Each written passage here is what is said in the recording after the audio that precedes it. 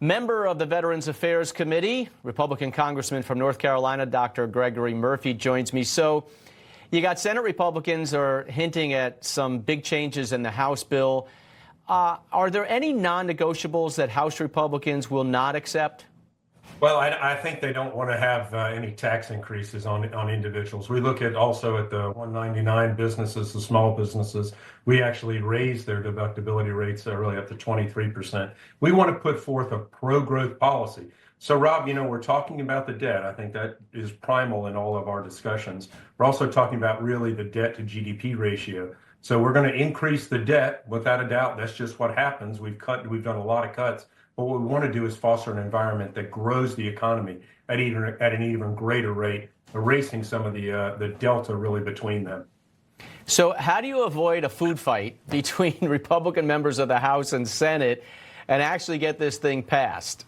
Well, I think you just give them soft foods because I think one will help. There is some difference in the thought. One of the biggest hurdles we had in the House version obviously was salt because we had New York, Illinois, California with very, very high taxation states. Well, those states don't have Republican senators. And so there are a lot of senators that really don't give a hoot about salt. So really trying to find a common ground between that is going to be critical. I think there needs to be some give and take both on the House and the Senate to try to get this thing done before July 4th. A lot of arm twisting going on there.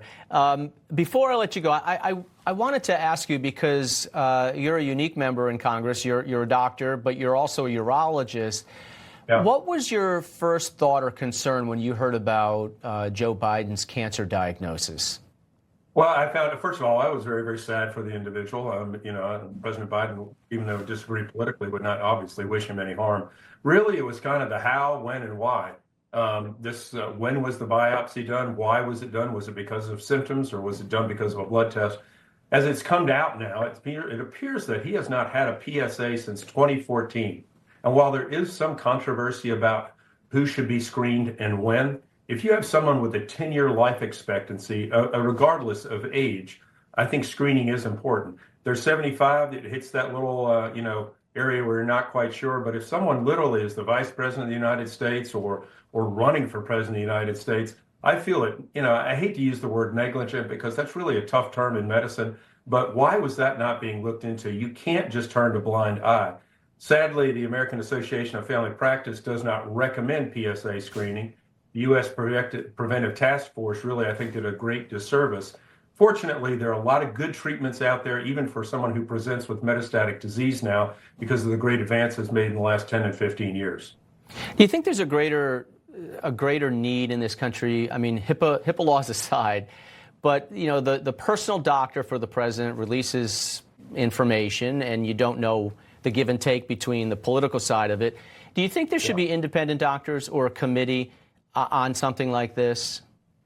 That's a hard one, Rob. I want to have faith in the physicians that have taken care of our presidents. Was this something that Biden was offered and said, no, I don't want that? That could be a possibility here. I doubt that, but it could be a possibility, especially given the fact that all the other presidents apparently have had PSAs.